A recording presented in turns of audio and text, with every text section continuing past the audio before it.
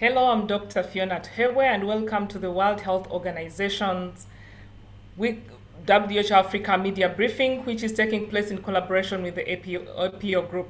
First, as usual, we have our housekeeping. You can choose the language you'd like to hear the press conference by turning to the globe on the bottom right of your screen and selecting your language. Francois? Oui, bonjour à tous. Merci de nous avoir rejoints pour ce point de presse de...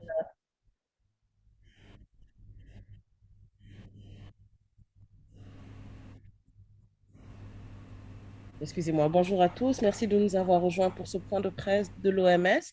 Si vous souhaitez écouter la conférence en français, merci de cliquer sur l'icône en forme de globe qui est située tout en bas de l'écran à droite. Fiona, back to you.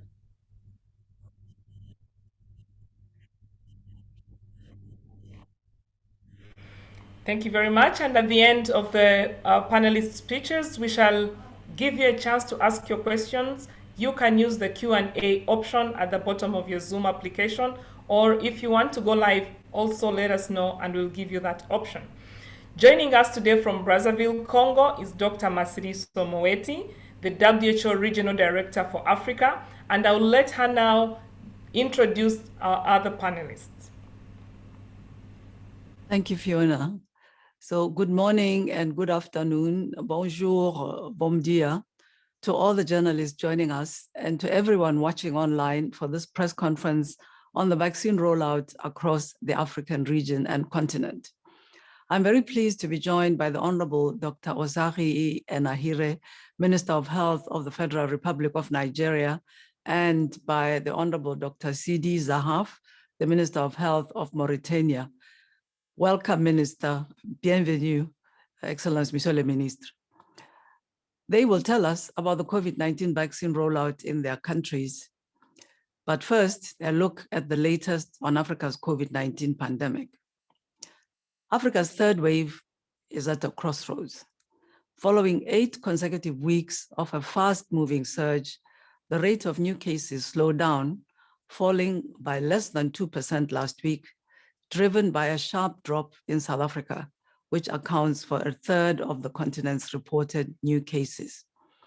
Yet, removing the data from South Africa reveals a uniquely steep and unbroken 9-week surge that's already 80% higher than Africa's previous peak. 21 countries are experiencing a resurgence. That's 3 more than last week. The gains in South Africa are also uncertain as the country has been grappling with violence and protests. These have disrupted key response activities such as surveillance and testing. There are also real concerns that the mass gatherings could trigger another rise in cases in South Africa.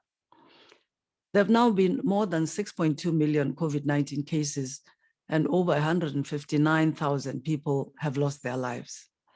Deaths have also declined by 3.5% over the past week, but a tracker published by the nonprofit group PATH finds that 13 countries have seen their oxygen requirements increase due to a surge in cases. Let us be under no illusions. Africa's third wave is absolutely not over. The small step forward offers hope and inspiration, but must not mask the big picture for Africa.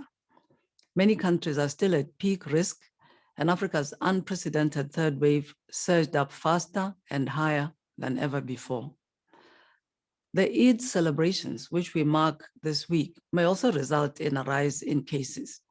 We must step up surveillance and be prepared. We must all double down on prevention measures to build on these fragile gains. And countries must prepare for an increase in cases, especially severe illness, and what needs to be done to limit people dying. Turning to COVID-19 vaccines, Africa continues to lag behind, sadly. Just 20 million Africans, or 1.5% of the continent's population, are fully vaccinated so far. Just 1.7% of the 3.7 billion doses given globally have been administered in Africa. Yet Africa's supply crunch is starting to ease. The first delivery of doses donated by the United States government through the COVAX facility are arriving in Africa this week, and altogether nearly 60 million doses are expected in the coming weeks through COVAX from Team Europe, UK, purchased doses, and from other partners. African countries must go all out and speed up their vaccine rollouts by 5 to 6 times if they are to get all these doses into arms and fully vaccinate the most vulnerable 10% of their people by the end of September. Around 3.5 to 4 million doses are administered each week on the continent, but this needs to rise to 21 million doses each week at the very least to meet this goal. Over 500 million doses are expected through COVAX alone this year, and a massive influx means countries must up their game. To increase uptake, countries need to scale up operations, investments on operational costs, and address vaccine confidence. Countries need sufficient vaccine sites and healthcare workers, sufficient vaccine storage, and adequate transport and logistics for distribution. WHO is working with countries to better plan and cost operational plans and delivery processes to support the second phase of the COVID-19 vaccine rollout. Vaccines are key to saving lives and blunting the pandemic, but we must remain focused on controlling the disease until vaccination coverage is increased. So we encourage everyone to protect themselves, their families, loved ones, and those around them by wearing masks, keeping a distance, and practicing hand hygiene. The public health and preventive measures are key to ending this pandemic and saving lives. I look forward very much to our conversation with the two honorable ministers today and with you, and I thank you once again for having joined us. Thank you very much, Dr. Moeti. We have heard that a number of vaccines indeed are coming into the countries. Honorable Dr. Osagi Ehanire from Nigeria, how is Nigeria preparing for the large influx of COVID-19 vaccines that you are expecting? Thank you very much. I want to thank you for the opportunity to contribute to this very important press briefing. And I must first commend the leadership provided by Dr. Moeti, who has helped us a lot by giving an Africa-specific perspective and guidance to our response.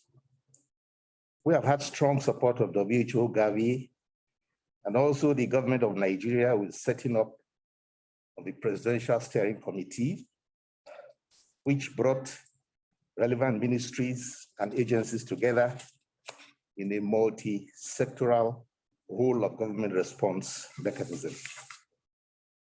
Ministry of Health has led the health-specific with its agencies, the Nigeria Center for Disease Control and the Primary Healthcare Development Agency.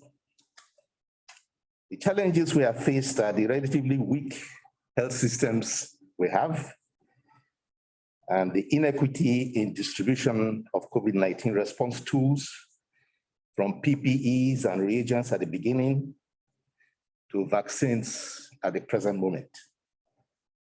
I wish to appreciate the recent attention to vaccine distribution, especially from the COVAX facility, the Harvard facility, and also the bilaterals with the United States government, the UK, and others, and urge high-income countries to do more to support low and middle-income countries.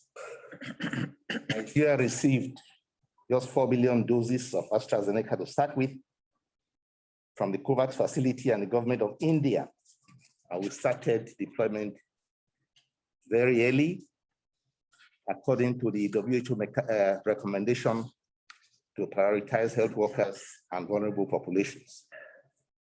Vaccines, first of all, received the emergency use authorization from NAFDAC, the Nigeria Agency of Food and Drug Administration and Control. Our vaccine implementing agency, which is the Nigeria Primary Healthcare Development Agency, has vast experience, especially from the recently concluded polio eradication campaign, and also the routine immunization, which it has been working on for several years now, and using ICT tools for a smooth rollout.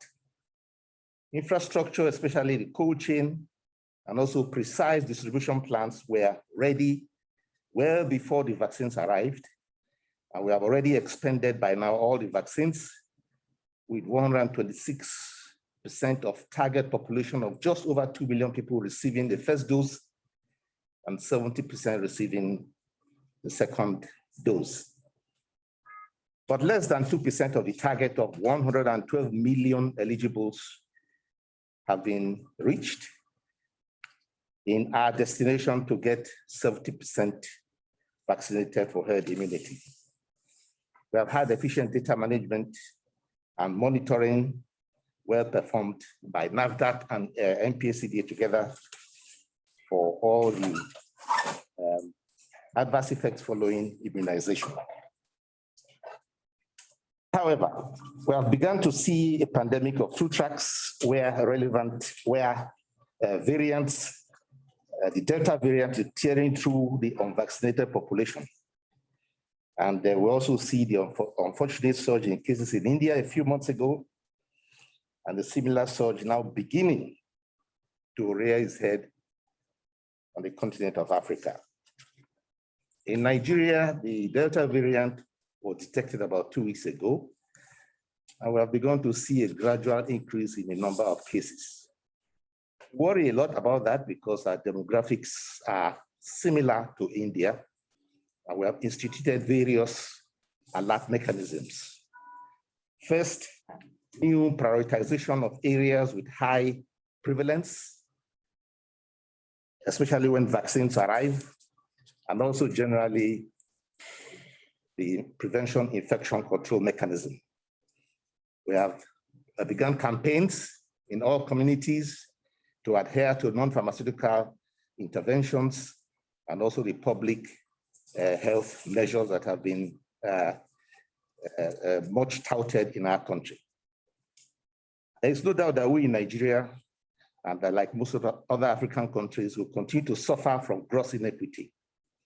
So the most at risk, which are health workers, older population, and those with underlying illnesses, are presently unprotected, especially in lower middle income countries, while the rich countries are vaccinating those who are much less at risk of getting this disease. So the Nigerian response so far is a state of readiness to confront any increase in the cases that come up. We are doing genetic sequencing to follow the trend. We're observing the trend in other countries, in Europe, and the resurgence even in America, and trying to adjust even in our travel protocols, points of entry. We have carried out surveillance not only at air arriving ports, but also land borders with rapid diagnostic tests. And we are beginning also testing at sea points of entry. Thank you for the opportunity. Thank you very much, Honorable Ehanire. So now let's move to Mauritania. Honorable Dr. Sidi Zahaf, how is Mauritania's COVID-19 vaccine rollout going?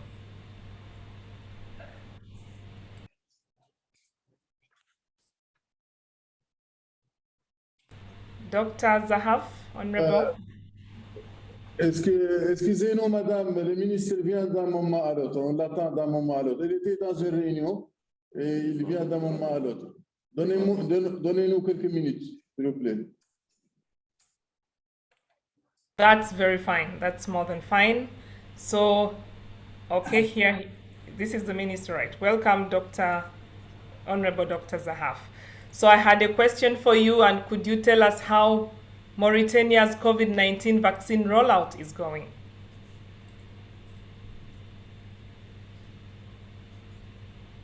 I believe the minister is still delayed, so perhaps we should move on to questions and come back to the Honorable Minister when he's back. Okay, thanks, Saya. So now we shall move to the questions. Journalists, remember, we are at the end of our speeches from the panelists as we wait for the Honorable Minister from Mauritania. Now, you have a chance to ask your questions. Again, I remind you to use the question and answer function of the Zoom application. But also, if you need to go live, let us know by putting up your hand and indicating so. Please remember, you'll also need to provide a name and the news organization that you do represent for your question to be answered. We have on hand Dr. Tieno Balde, the Program Manager and the Deputy Incident Manager for the COVID-19 response in the WHO African region. We have Dr. Richard Mihigo, the Coordinator for Vaccine Preventable Diseases Program.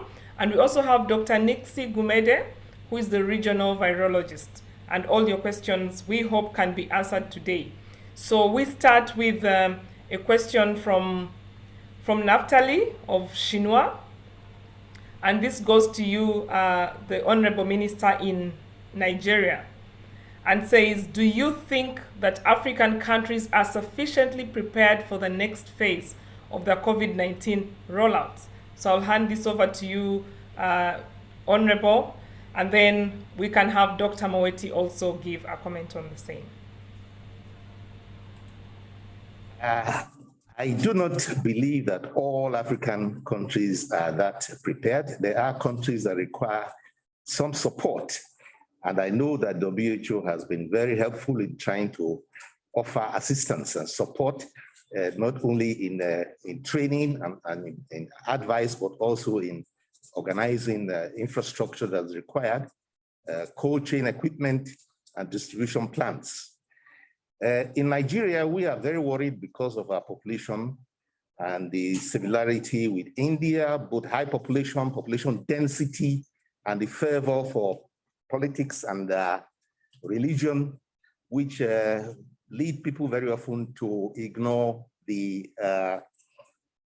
public health advice that is put in place. I believe that training and support must continue to be offered to African countries, particularly those with relatively weak health systems, and also the risk communication and community engagement, which are the most important and also the simplest and cheapest ways of trying to confront the spread of the third wave or the COVID-19. I don't think that this can be done in a very short time, but there has to be a lot of emphasis and pressure put on governments across Africa to wake up to the risks of this virus spreading across the continent. Over. Thank you, Honorable Minister. So as Dr. Moeti gives her comments on the same, she still has a question from Naftali Mwaura, again from Shinwa, who asks, has the global vaccine supply crunch that stalled vaccination on the continent been tackled? To you, Dr. Moeti. Okay, thank you very much for those questions. So, well, it's our view that African countries need to work intensely now to ramp up their preparedness and the readiness to start using as effectively and as efficiently and as quickly as possible the vaccines that are starting to arrive. And I'm very pleased that our member states have responded and are sharpening their preparedness and actually looking to learn from the first round of doses that they administered to see in each country what were some of the challenges they faced and what do they need to get better prepared. The first thing is around financing. We've seen that countries need to really drill down to the micro planning to make sure that sufficient financing is available for all the aspects of delivering vaccine. It's not just a matter of receiving the vaccine. We have to make sure that the people, very many additional people who have to deliver the vaccine are mobilized and are paid if they need to be paid, which they do, that we also organize the payment for various aspects, the transportation of the vaccine from where they are received to the various sites, the establishment of sites, not only at the central level in capital cities, but in hotspots, starting with the hotspots, but around the country, and making sure that the cold chain and other aspects that are critical are available. So for me, financing is absolutely vital, and we're helping the countries to update their micro planning so that we ensure that the costing of the plans as well is improved. And then secondly, we've said that countries need to ramp up significantly 3 to 5 times their capacity to roll out the vaccine. So that means that we need to look at all aspects of this operation and make sure that they are speeded up. For example, we have carried out in WHO a survey of 35 countries to see how ready they are in terms of their cold chain capacity. And we found that about 30% of countries have over 50, half of their districts with gaps in cold chain refrigeration capacity. So that means there's a lot of work to do in the next few weeks, working with our partners, and on behalf of COVAX, UNICEF is supporting countries to ramp some of this up. And for example, we have 40% of countries with 30% of countries have districts with less than 20% of cold chain capacity. So there's a lot of work still to do. We have learned many lessons, and countries have learned many lessons from the first round. And what are these? For example, we need to improve further on registration of patients, use technology to the extent possible, but adjust where we know that people have access difficulties in terms of mobile phones and even connectivity. There is need to work multi-sectorally, and I'm very glad to hear that the Minister of Nigeria was sharing that that is what they did, because it's not only the health sector that has to support this effort. So putting that platform in place at the national level, then making sure that even at the local level, these different aspects of the government, civil society are working together in order to support the delivery is absolutely important. Then we need to address the issue of vaccine hesitancy. So this communication, targeting people, targeting the messages that we are tracking, and the misinformation or the fears and misconceptions is absolutely vital now, because the time to mobilize people to be ready to be vaccinated is not when the vaccines are landing. It is now in this narrow period of a window that we have to do all of this.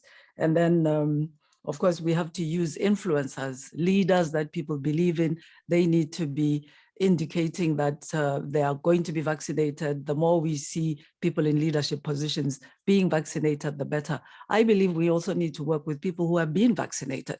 They are the best witnesses, if you like, who can comfort and reassure the rest of the population to be ready to be vaccinated. So these are the type of actions that are needed. And as WHO, we're very ready to work with our partners to support in the next few weeks the intense level of activity that countries have to do to be ready to deploy the vaccines that are now starting to be delivered. Thank you very much, Dr. Moeti, for that reassurance, even when we see that the work at hand is quite bulky. So, Honorable Dr. Sidi Zahaf, we are very glad to see you and to have you on this press briefing. So we would request you to tell us how Mauritania's COVID-19 vaccine rollout is currently going.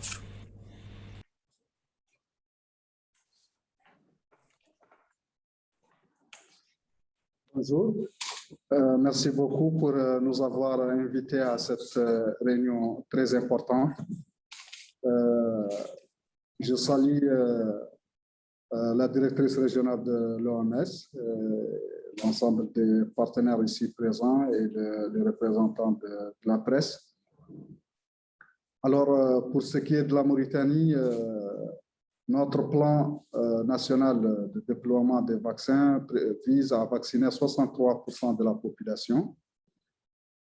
Le plan a été élaboré sur la base de la vaccination classique, des stratégies classiques de vaccination, à savoir les vaccinations dans les sites que sont les structures de santé, la vaccination à travers des équipes avancées et des équipes mobiles.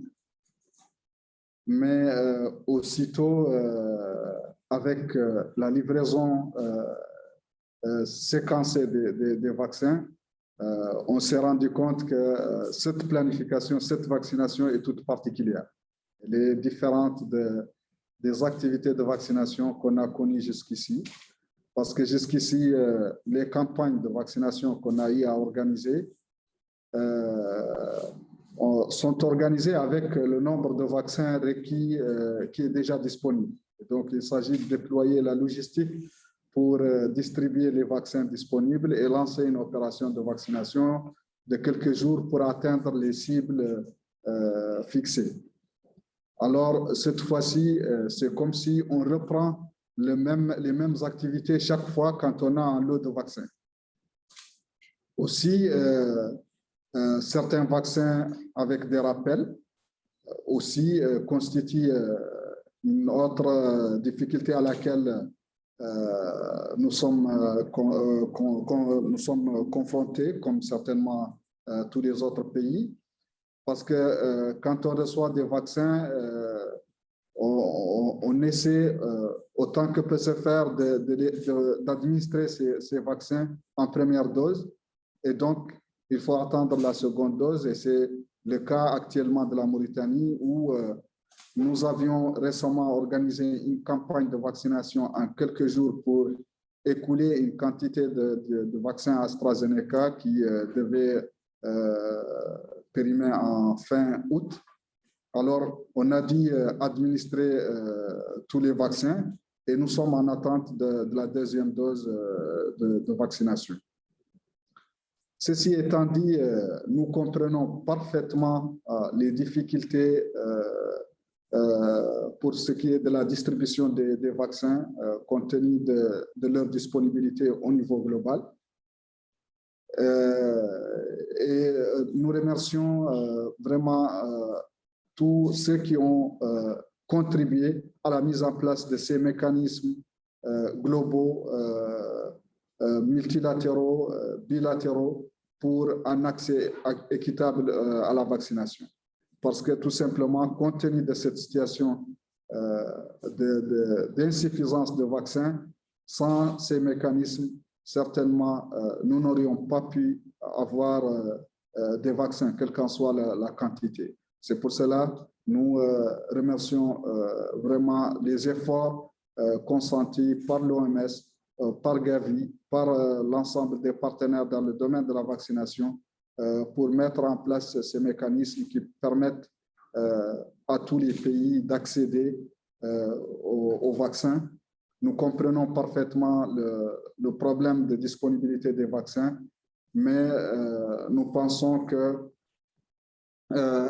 des mécanismes de distribution peut-être transparents, consensuels, doivent être mis en place et qu'en fonction de la disponibilité des vaccins, que chaque pays puisse savoir préalablement à quoi il peut s'attendre comme vaccin. Et cela nous facilitera la planification et l'opérationnalisation des activités de vaccination une fois les vaccins sont en place, et aussi de travailler sur l'acceptation des vaccins quand on a des prévisions plus ou moins connues et quand on sait à quoi on peut espérer comme vaccin dans le temps, on sera à l'aise dans l'appel à la vaccination, dans les activités de promotion de la vaccination et de sensibilisation des populations. Encore une fois, je vous remercie et je remercie la directrice régionale pour avoir organisé cette rencontre et pour nous avoir y impliqués. Nous en sommes très reconnaissants et merci encore une fois. Thank you very much, Honorable Minister from Mauritania, and indeed we are glad to have you with us today. So we were in the session where journalists were asking their questions to the panelists. So right now we continue and go to you, Paul Adepoju from The Lancet. Please go live with your questions. Yes, thank you very much for this opportunity. So my questions go to Nigeria's health minister.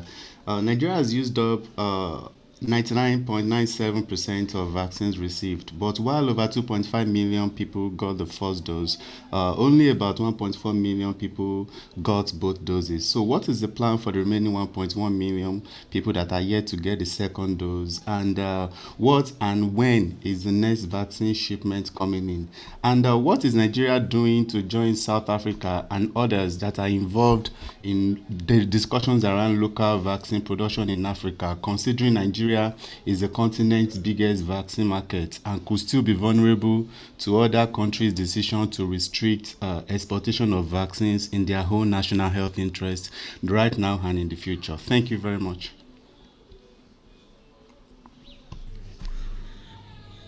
Thank you, Paul. So I hand over to the Honorable Minister from Nigeria. Thank you very much, Mr. Adekoju. When we got just over 4 billion doses of vaccines, we began immunizing all citizens with the doses, hoping that by the time we exhaust the dose, we shall get more doses coming in from their supplies, from COVAX or AVAT. But with the outbreak in India, it became clear that we are not going to get enough vaccines, and that the 12-week interval we gave might expire before we got new vaccines. So we changed our tactic to immunizing, instead of about 4 million, giving just over 2 million, 2 doses each, so that you have 2 million who are fully vaccinated rather than 4 million who are half vaccinated. But with time, we got assurances of second doses, more shipment coming in, and which includes AstraZeneca. In fact, we are going to get about 500,000 or 600,000 in addition to 3 million that's already promised by August, but about 600,000 before the end of this month. So we changed again to immunize, give more first doses.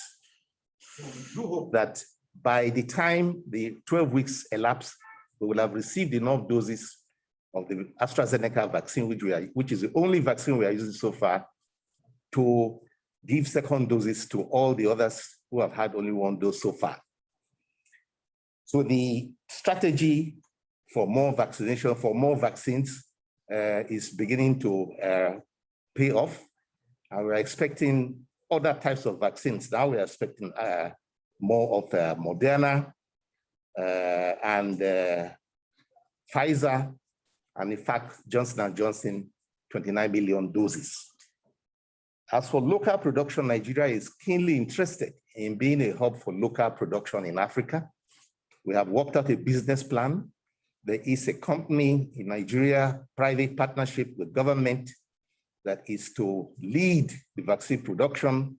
We are going to bid for technical support and be one of those considered for production of vaccines, Africa. Over. Thank you very much, Honorable Hanire. And our members, distinguished members of the press, we do have a huge number of questions, and we request you to limit your question to at least one priority question for our panelists to answer. So next we go to Gabriel from, Gabriel, please come on with your question. Gabriel from Wall Street Journal, go live with your question. Hi, thank you so much. This is a question for the Honorable Minister from Nigeria. You spoke a little bit about the shortages you've experienced in terms of supply. Are you expecting any doses from as part of the US donation? And if so, how many and when do you expect to see them, and what vaccines, and given how constrained the supply is in Nigeria, were you surprised that you weren't among the first countries to receive some of the US vaccines? Thank you. Thank you. We are expecting many vaccines from many sources. So things have changed from a time when we had a lot of anxiety about when we are going to get the new supply of vaccines. Right now, Nigeria is in the process of paying for 29 million doses, just over 29 million doses of vaccines from the African Vaccine Acquisition Task Team, Johnson & Johnson. And so that process is ongoing. We shall not receive the vaccines before, I think, August. But we have a bilateral arrangement for Moderna vaccines, which we have just received through the COVAX facility from the United States. 4,080,000 doses, which are expected in time. We already prepared the cold chain equipment for that. We're expecting 3,900,000 of AstraZeneca, and another 3.5 million of the Pfizer. So if all goes well, as from the end of this month, July, through August and beyond, we are going to have more doses and more varieties. All these vaccines have already been given emergency use authorization by the Nigeria Agency for Food and Drug Administration and Control, NAFDAC. And we are prepared for all the diversities, various types that are coming in, both those that require ultra cold chain and those that require ordinary refrigeration. The teams are all prepared. The collaboration between the state, the federal government and the state, and distribution to last mile has all been set up, and all the monitoring mechanisms are in place to begin immediately, not only distribution, but the administration of vaccines, and also taking record, collecting data of adverse effects following immunization.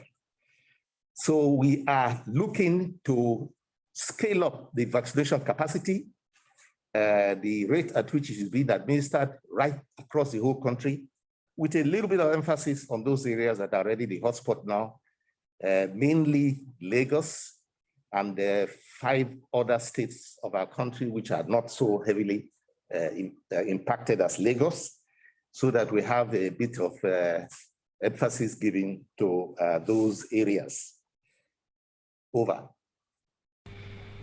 Excellent news right there, Honorable Hanire. So now we go to a question from Reuters to you, Dr. Moeti.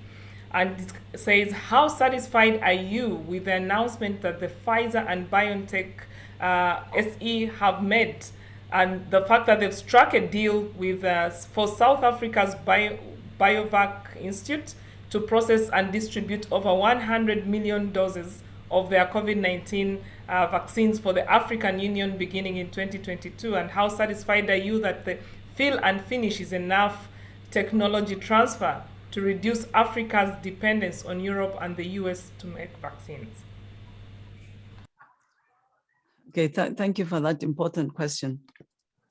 I think it's a very important start, and it is an urgently needed partnership to change the situation that I described and the 2 ministers very eloquently described as well.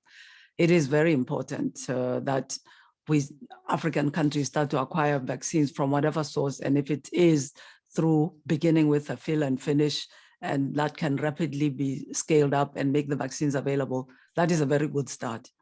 As WHO, we are recommending and advocating very strongly, though, for technology transfer, because we are looking beyond this crisis, beyond the immediate future, to Africa acquiring the kind of capacities that's needed, including the expertise to produce the vaccines that are going to be needed in the future.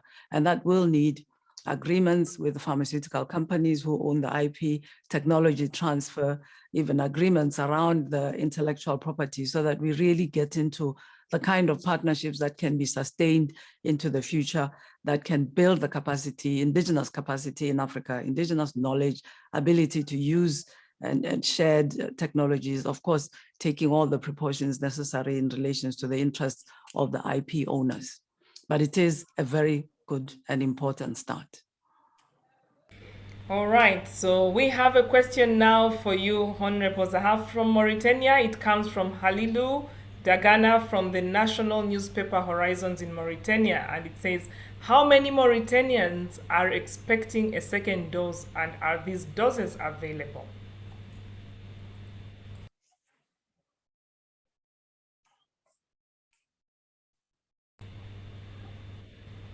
Over to you, Honorable Zahaf. Merci beaucoup.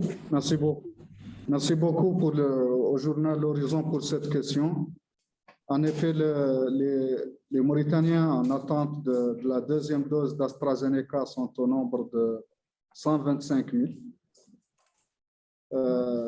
Nous avions réussi récemment un lot de 175 000 doses. Nous avions commencé la vaccination en routine. Nous avions reçu ce lot vers le mois d'avril. Et nous avions commencé la vaccination de routine, mais récemment, en juin, on s'est rendu compte que la vaccination, l'affli, si la vaccination n'était pas suffisant pour consommer ce lot de vaccins avant sa péremption en fin août. Et donc, on a organisé des activités accélérées, une campagne carrément de vaccination qui nous a permis de vacciner 125 000 personnes. Et donc, c'était en juin. Et la seconde dose devrait être administrée depuis maintenant 2 semaines. Et bien entendu, on a encore le temps jusqu'à mi-octobre pour administrer la seconde dose. Et donc, voilà, on a 125 000 personnes en attente de la seconde dose. Nous avons récemment eu des promesses de quelques 150 000 doses d'AstraZeneca, plutôt 165 000 promises en fin juillet. Donc, ce sera vraiment un grand soulagement pour nous parce que vous imaginez la pression sociale pour avoir cette seconde dose, surtout que nous sommes en début d'une 3e vague de Covid. Et donc, la pression est très forte pour cette seconde dose. Merci beaucoup pour votre question. Indeed, we do hope that you do get those doses, just like we're hoping for the other countries too. So now our next question is from Ruth McLean from the New York Times, and the questions come to you, Honorable Hanire, and to you, Dr. Moeti. And it's more or less the same question. So for Honorable Hanire, what proportion of the COVID-19 tests reported in Nigeria's official figures are done on travelers, and what proportion are on non-travelers? And for the same, after the Honorable Minister has answered this, Dr. Moeti, is what proportion of tests on the continent as a whole are on travelers, and what proportion are on non-travelers? Over to you, Honorable Minister. Exact figures for the proportion is not in this disaggregation. I can't give you off the cuff, but we have about 170,000, about 2.5 million tests done, and 170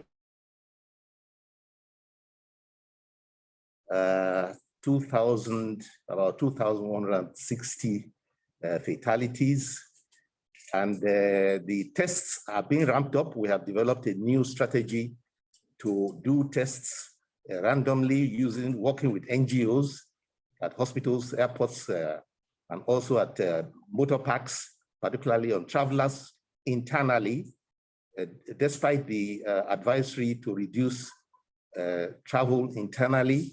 It still goes on, and congregations still go on. So we want to ramp up testing in order to increase the volume and be able to see exactly how the trend runs with this third wave of COVID-19 that is already threatening our continent. Thank you.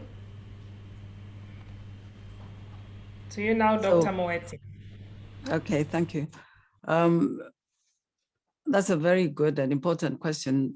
We don't have the exact figures in WHO either, but we estimate that between 25 to 35% of the tests that are done and reported are on people that are traveling internationally. And I'd also like to say that these are mainly PCR tests.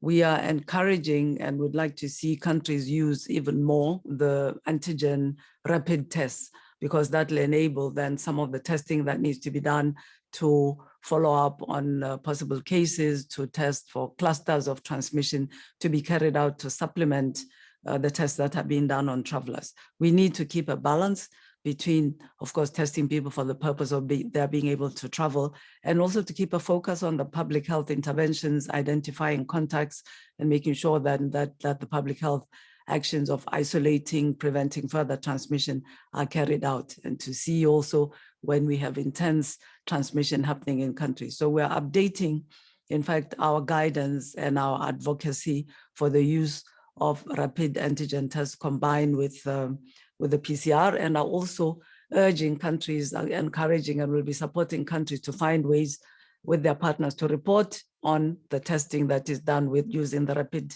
test. We believe that this is underreported. So there's more testing being done for these public health interventions possibly than we are getting because it sometimes is using rapid tests. That's something that we're working on right now at the moment, and we think it's very important to keep that balance. Thank you, Dr. Moeti.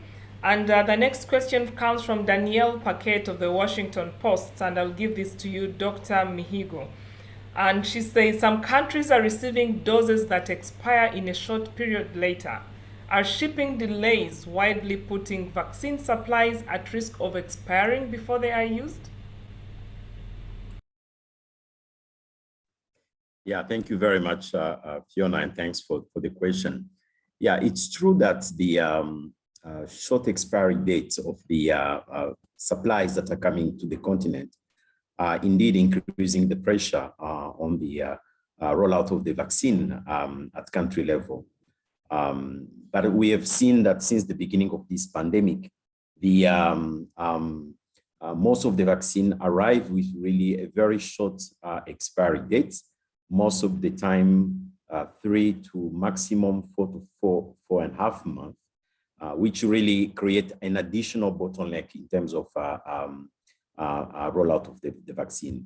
When definitely you add on the internal hurdles at country level for the deploying of these vaccines, definitely we see that it creates additional burden. So we are really working with countries. We are really working to anticipate some of these issues, because here probably the key word is anticipation, because we know since the beginning of the response that most of the vaccine are coming with that short expiry dates.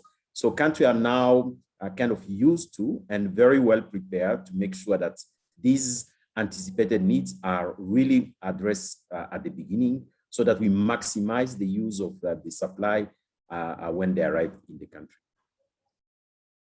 Thank you, Dr. Mihigo.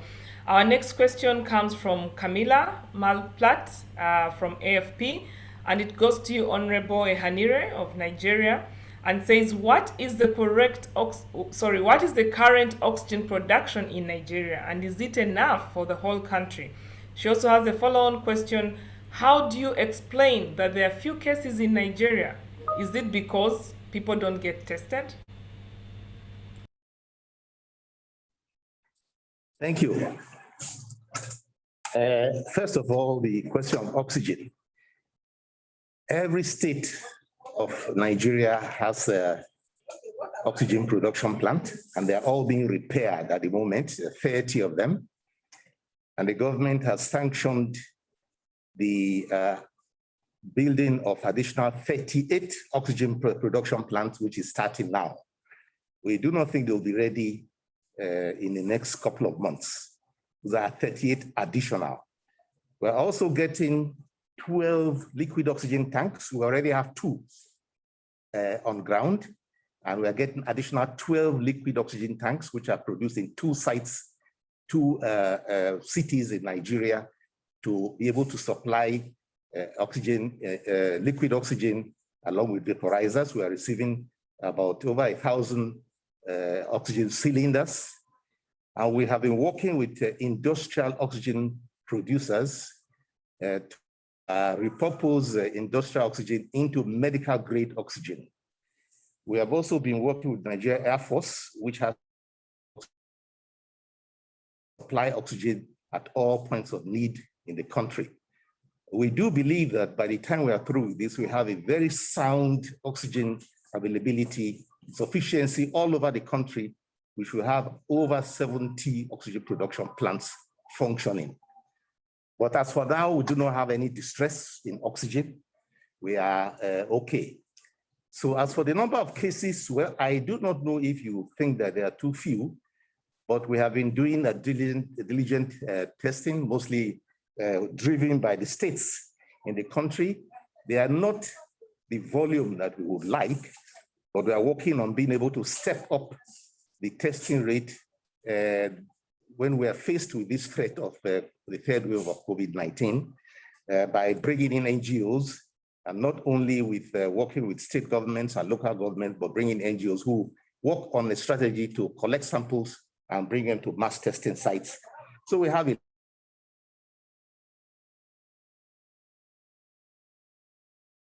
Far from what the general picture is. We have not seen any large cases of unexplained deaths, as we call them here, because if COVID were playing a terrible role, which we are not seeing, we'll see that the records in unexplained deaths or excess deaths, as it's said by epidemiologists. So we are going to improve on the testing, but so far we have no indication that we are missing a lot. Over. Great, thank you very much. Good to know that Nigeria has all this capacity. So now we have a question that is coming from Elizabeth with The Nation, and it goes to you, Dr. Gumede, our regional virologist, and says the continent is currently experiencing a third wave. We have heard that almost 21 countries have detected the Delta variant. How many countries are actually testing people for the Delta variant, not just COVID-19 in general? Is it even a possibility to specifically test for a variant? And if not, how fast is sequencing now compared to last year? Over to you, Dr. Gumede. Thank you so much, Dr. Fiona. And then this is a very good question because it's going to give us a position as WHO to clarify or to make very good explanation in different testing that is done for COVID. So for diagnostics, all this variant of concern has never shown that they have an impact as far as the diagnostic assays are concerned. So the only way that you can come up and tell this is a variant of concern is after the sequencing. So as far as the diagnostic tests are concerned, definitely there is no interference, or you cannot tell during the diagnostic testing that this is a variant of concern or this is a variant of interest up until that particular virus has undergone a sequencing method. However, as WHO, we are now currently, or very closely, we're gonna be rolling out a PCR screening method that is going to be at a go, be able to tell us how many of these variants are circulating in the continent. And this is going to be based on the fact that this method is going to be showing us the mutations that has been seen in the variant of concern when the sequencing method was conducted to these particular samples. So that particular mutation is going to be really telling you what kind of a variant that is circulating in that particular country and at what extent for that matter. So as far as diagnostic test is concerned, almost all the countries are testing for COVID, and then a certain number of tested positive samples are moved to the sequencing part. But we are trying now to bridge that gap of taking longer for the countries to embark themselves into the sequencing that is taking far long, because sometimes when the country is not having a sequencing capacity, they have to ship their viruses to the neighboring country that is having a sequence facility. So with that, we're going to be introducing this PCR screening, and then a portion of those that have already been screened as the variant of concern through this PCR screening method that is coming in will be also be sent to the sequencing labs to confirm what has been identified by the PCR screening. So yes, if we compare the number of countries that has been engaged into the sequencing as far as the continent is concerned, it really has increased so much compared to the beginning of the pandemic. So we are even more than close to 30,000 of the sequencing data that has been produced by our African countries.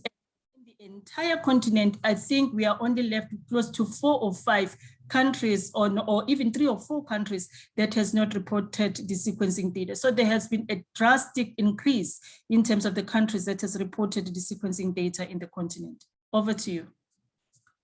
Thank you very much, Nixie. So we have our next question going to the Honorable Minister Zahaf in Mauritania. And it's from Sandrine Vathad-Claire from Le Monde, France, and says, where are we regarding medical oxygen production and supply issues in Mauritania, knowing that it is essential in COVID-19 treatment?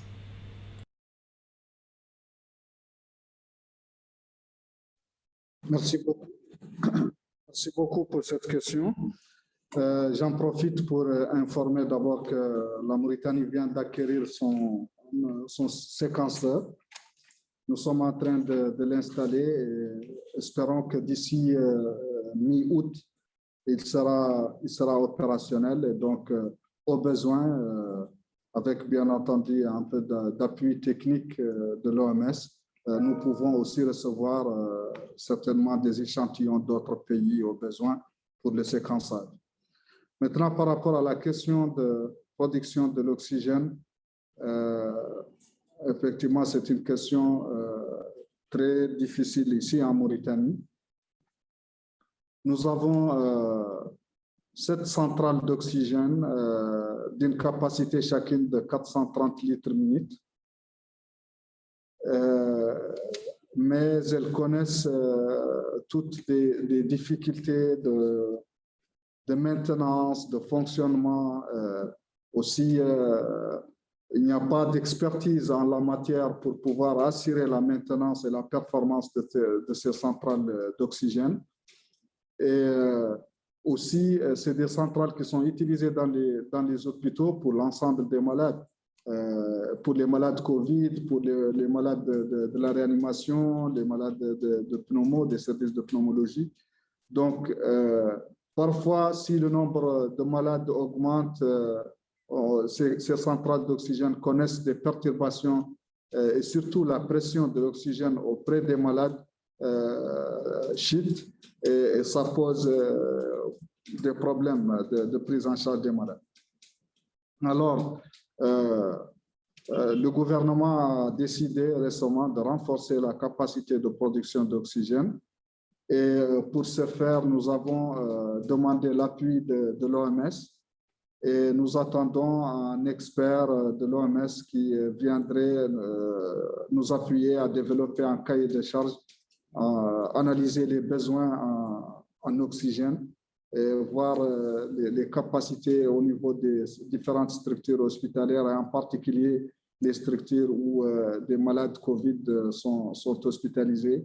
Et donc, suite à cela, on aura un cahier de charges clair, aussi bien pour le renforcement de la capacité de production que pour la maintenance et le bon fonctionnement de ces centrales d'oxygène. Sinon, pour le moment, ça pose des problèmes. Merci pour votre question. Yeah, thank you for that response. And indeed, we do hope that you can set up the plant really soon and have oxygen running in the country. So we have our final question from Andrew Meldrum from the Associated Press.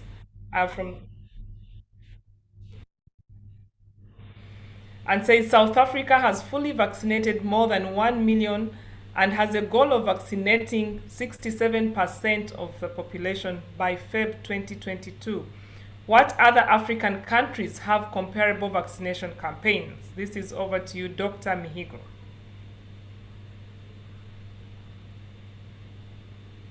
Oh, thank you, Fiona. I think there are several countries on the continent that have done quite a very good job in vaccinating their population. We have heard the Honorable Minister from Nigeria, who has given us the numbers. Millions of people have already received their doses in Nigeria. And I believe Nigeria is a country, if they had enough doses, they could have vaccinated even more people than what they've achieved so far. We have several other countries on the continent that have done quite a very good job in reaching out to their population. If we looked at West Africa, Ghana did a fantastic job, Cote d'Ivoire, Senegal. We have heard from Mauritania, the effort that they've done to accelerate vaccine. In central part of the region, we have also Angola that have done really fantastic work. In the eastern part, Uganda, Kenya, Rwanda, Botswana in the southern, Namibia. So we do have a very great momentum on the continent. I think one of the issues that many countries were facing was the issue of supply. And we've heard from Dr. Moeti that things have been put in place to prepare better for additional doses that are coming. So we do believe that if the supply situation improve, with all the preparation and the experience that the country have drawn from this first phase, I think we will see definitely an acceleration of vaccine rollout in many other countries on the continent. Over. Thank you very much, Dr. Mihigo. So we now have our final question. We do have so many questions that are in, but we've run out of time. And we do have our final question to you, Dr. Tierno Balde, and says Niger has not experienced many cases. What can the rest of the region learn about the virus from this situation, both the natural context and the government response there? Yeah, thank you, Dr. Fiona. Indeed, Niger, has been reporting almost 55,000 of cases of COVID-19, and we have seen a kind of increasing about 0.48% of cases during the past week, but this is not that much a major increase at all. And we know that there have been some effort which has been conducted for increasing the testing capacity, but also the vaccination in different public areas, especially for the testing and also for the vaccination. But one point which is important is also the fact that Niger is in some provinces of Niger, there are some humanitarian situations, and notably in the region, of Difa, and the rolling out of different response intervention in those contexts is quite very challenging. But there have been some effort on the vaccination, for vaccinating both the local communities, but at the same time also the displaced population. So I do think that there are several different factors explaining the situation in Niger, but things are moving ahead, both in terms of vaccination, both in terms of also treatment capacities, but at the meantime also on the vaccination. But all of those countries, including Niger, we are really monitoring them on a very regular basis here from the regional office. And whenever there is really a sharp increase in the number of cases, then action are taken for supporting these member state countries, for addressing the situation. Thank you, and over. Thank you, Dr. Balde. So we are coming to the end of this virtual press conference, and now let's turn to our three panelists and hear any final messages. You do have a minute each to give us your parting shots, and I'll start with you, Honorable Osagie Ehanire from Nigeria, and this also comes with a question for you. Sounds like somebody is quite worried from Nigeria, and they say, and this is from Africa Report, and says, will the government consider another total lockdown if Nigeria enters into full third wave and there's a spike of confirmed coronavirus cases? Well, to answer the question before I make my comment, Nigeria will not do a lockdown except there's a very strong indication. We have already worked out plans for targeted surgical lockdowns with conditions for support to all those who will be affected. And there are various degrees that are already planned, and we are waiting to also continue refining that plan according to the way the situation develops. But lockdowns are an absolute last card that you play. You do not put them in front. And whenever we are going to have to do that, it's going to be very targeted. It's not going to be generalized. And it will be with a lot of conditions to ease any inconveniences that are in there. And my advice is for regional collaboration. We already have the very strong WHO continental support, which we are enjoying. But we are also working with the West African Health Organization, the WAHO, to continue to support each other in the West African sub-region.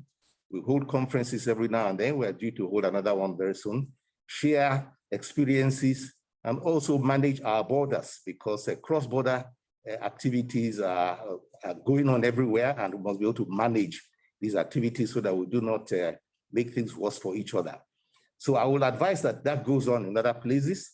I again commend the leadership of Dr. Moeti and the Africa region, WHO, for the work they are doing in trying to look at our own peculiar problems and give us the suggestions for being able to respond as we have been doing so far.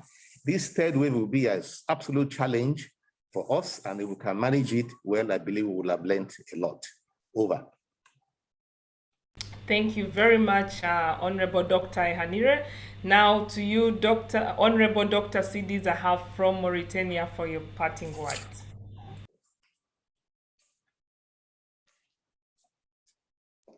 Merci beaucoup. En conclusion, c'est juste pour remercier l'effort qui est en train d'être déployé pour renforcer l'accès au vaccin. L'effort de notre région sous le leadership de notre directrice régionale de l'OMS. Et nous portons beaucoup d'espoir sur ces efforts, que ce soit sur le plan d'acquisition et de distribution des vaccins ou encore sur même les négociations pour renforcer la production des vaccins sur le continent. Je pense que c'est la solution durable et vraiment fondamentale sur laquelle on doit tous travailler. Entre-temps, je reviens sur les critères de distribution des vaccins et l'information, le partage d'informations sur les éventuelles possibilités d'acquisition de vaccins pour que nous puissions mieux organiser nos activités de vaccination et les planifier, mobiliser les ressources, que ce soit humaines, les ressources pour les coûts opérationnels, etc. Donc, tout ceci demande vraiment qu'on ait un peu de visibilité sur la disponibilité des vaccins. Je vous remercie beaucoup pour ce point de presse très utile. Et merci. Merci. À vous. Thank you very much, Honorable, and it was nice having you too. Now, over to you, Dr. Moeti, for your closing remarks. Yes, thank you very much. First, I'd like to sincerely thank my two co-panelists, the Honorable Ministers of Nigeria and Mauritania, for having come to share with us what you are doing, what you are achieving, and what you are facing as challenges. I think it enriches our knowledge, and I'm hopeful that our colleagues, the journalists, will spread this information around to really show the efforts and the work that African governments with partners are doing. I'd like to also say that together, right now, we face a Herculean task. We face a huge task and also a very big opportunity. And I'm very encouraged by the determination shown by our countries to deliver of their best. And just would like to assure everybody that WHO is there. We are mobilizing, we are advocating on the issue of knowledge, information being shared transparently, just to assure the Minister of Mauritania that as WHO, as part of COVAX, we are working very closely with our colleagues where the pulling together of information about the availability of vaccines and the decisions are being made to keep to the principle of COVAX, that each of the countries will move equitably together in terms of how the vaccines are distributed. Of course, those countries that have also invested in vaccine development, which are mainly wealthy countries, are also at a bit of an advantage. Sometimes it's difficult to predict because the situation has been so unpredictable. Agreements are made and then they are broken. And there is a certain concern about promising what can be delivered, but just to assure that we will continue every effort to make sure that we participate in the discussions and get the information out to countries to really enable them to plan. And then just to finish, we have to continue as partners working in Africa, as African governments and as African people, to do our best to take every advantage of every single vaccine. So I'd like to urge our families, our people to be ready to come forward and take advantage of the vaccines when they are available for you, when you are being called by your government. And before that, please continue to do your best to sustain the prevention measures, your masks, your distance, and the hygiene measures. These are very, very important until we arrive at a time when we, like the rich countries, can start going to football matches and can start going on the beaches.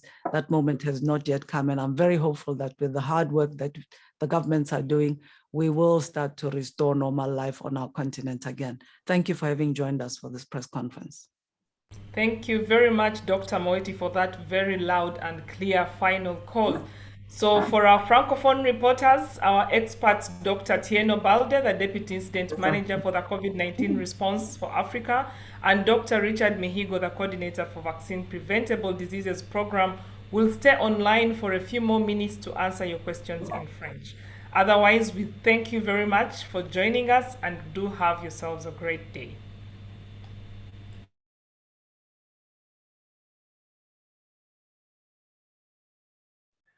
Bonjour à tous et bienvenue dans cette session entièrement en français de la conférence de presse de l'OMS Afrique.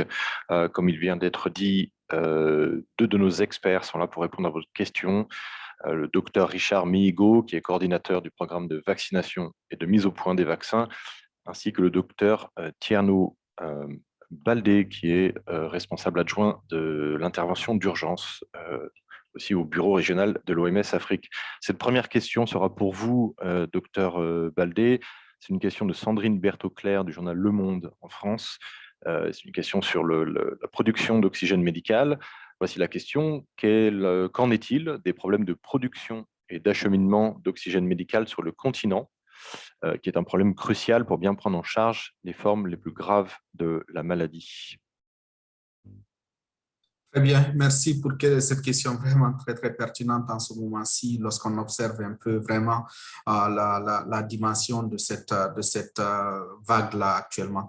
Donc, je pense que ça a été dit plusieurs fois ici, on a fait une espèce d'assessment, une espèce d'évaluation initiale des capacités des différents pays. Et on se rend compte que très peu d'entre eux avaient même un niveau pratiquement de 30% des capacités voulues ou bien en tout cas désirées pour pouvoir produire suffisamment d'oxygène pour traiter les patients, donc des cas qui présentent des formes sévères ou bien des formes critiques donc, de cette maladie-là.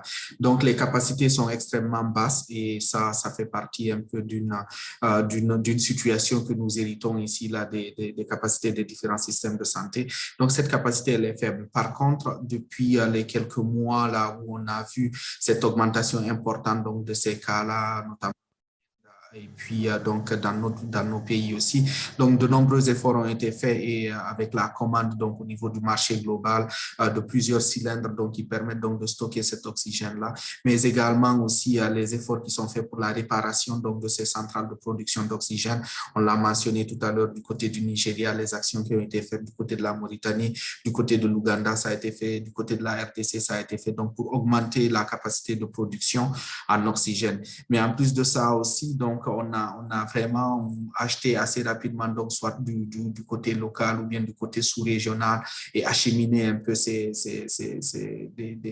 outils-là donc de production d'oxygène dans différents pays, là, notamment à partir du Kenya, par exemple, pour l'Ouganda. Donc, cette dynamique-là un peu sous-régionale. Donc, c'est ça véritablement la situation. Donc, c'est une situation qui est là, qui est préoccupante, mais nous espérons ici, avec les efforts qui sont déjà faits, que nous pouvons arriver à un certain niveau optimal. Un dernier point qui est important à mentionner, c'est qu'on mobilise aussi des équipes internationales donc qui viennent avec des matériels et des équipements, ce qu'on appelle généralement dans notre jargon ici les équipes médicales internationales, donc qui viennent toutes prêtes pour pouvoir supporter donc la prise en charge de ces cas sévères-là et de ces cas donc critiques. Donc c'est des pays, c'est des équipes qui ont été déjà déployées avec notre support de l'OMS en RDC, en Ouganda, on voit pour le cas de du Botswana, de la Namibie. Donc tous ces différents éléments devraient nous permettre au moins d'arriver à un niveau optimal pour pouvoir répondre donc à ce besoin important. Merci à vous. Merci, docteur Baldé. Et la question suivante, qui sera aussi la dernière question, puisque nous en avons deux, sera pour docteur Richard Mihigo. C'est une question de Kalilou Diagana du quotidien mauritanien Horizon. Voici sa question. Selon l'OMS, le partage de doses est essentiel pour mettre fin à la pénurie d'approvisionnement en vaccins. Ce partage étant à la discrétion des pays riches, avez-vous un plan B pour l'Afrique? Docteur Richard Mihigo. Merci beaucoup pour la question. Peut-être avant de parler même temps B, je dirais on est entendu depuis le début de cette pandémie, l'OMS, l'Organisation mondiale de la santé, a fait un appel très fort pour une certaine équité dans la discussion et non seulement vers les moins avancés, mais de manière palpable. Nous devons vaincre cette pratique si tout le monde a agi dans la même direction. Effectivement, l'initiative VAX qui est lancée par l'Organisation de l'OMS avec comme ambition, effectivement, de Pardon, Dr Mihigo. Dr Mihigo, votre microphone est un peu, je ne sais pas si vous pouvez, il y a un problème de audio. Je ne sais pas si vous pouvez essayer de... On n'a pas pu vraiment entendre ce que vous avez dit. Je ne sais pas si c'est là. Là, ça va mieux. Non. Donc, je ne sais pas. Je pense que si ça ne marche pas, il faut que... C'est pas Tierno, c'est mon monde. Ok. Je ne sais pas si... Oui, bon. Tierno, je ne sais pas si tu peux... Pourriez-vous, s'il vous plaît, répéter la question, que je la saisisse très bien, s'il vous plaît? Non, je disais, c'est mon monde. Non. La question... Désolé. Pardon, la question concerne le partage de doses que l'OMS estime essentiel pour mettre fin à la pénurie d'approvisionnement en vaccins. C'est une question de Khalilou Diagana, du quotidien mauritanien Horizon. Mais ce partage étant à la discrétion des pays les plus riches, avez-vous un plan B pour l'Afrique? Oui, je pense que le docteur Migo en a parlé pendant toutes ces dernières semaines-là, tous les efforts qui sont faits dans le mécanisme donc du COVAX pour pouvoir vraiment avoir ce partage équitable des vaccins qui sont disponibles avec l'arrivée donc de ces environ 50 millions donc de vaccins à partir du gouvernement, d'une donation donc du gouvernement américain. Donc ce partage-là est en train d'être fait donc de façon transparente, de façon objective en fonction des capacités des pays donc à les utiliser donc assez rapidement aussi. Donc il y a vraiment tout un système qui est mis en place donc pour que s'assurer donc de cette gestion efficace donc de ces différents vaccins-là. Donc, je pense que cette plateforme-là qui est une plateforme vraiment multisectorielle et puis multi-pays avec donc notre support technique. Donc, c'est un des mécanismes vraiment qui fonctionne actuellement, donc qui va certainement aller aussi, on va pouvoir aller de l'avant, donc pour qu'il y ait cette distribution équitable. Mais en plus de ça, on sait qu'il y a les autres mécanismes aussi qui sont mis en place par l'Union africaine notamment, donc l'initiative AVAT aussi, donc qui sont des mécanismes qui permettent aussi d'avoir accès, de pouvoir acheter donc ces vaccins-là auprès donc des grandes compagnies donc pharmaceutiques. Donc tous ces éléments-là avec les mécanismes bilatéraux directement avec les pays, tous ces mécanismes nous aideront, nous espérons donc à pouvoir arriver vers ces cibles que nous avons fixées. On venait juste tout à l'heure de parler donc de la problématique par exemple avec le Niger qui a pu avoir des vaccins qui sont venus donc de la Côte d'Ivoire par exemple pour pouvoir les appuyer. On a vu des exemples aussi auparavant au niveau avec la RDC supportant donc Madagascar.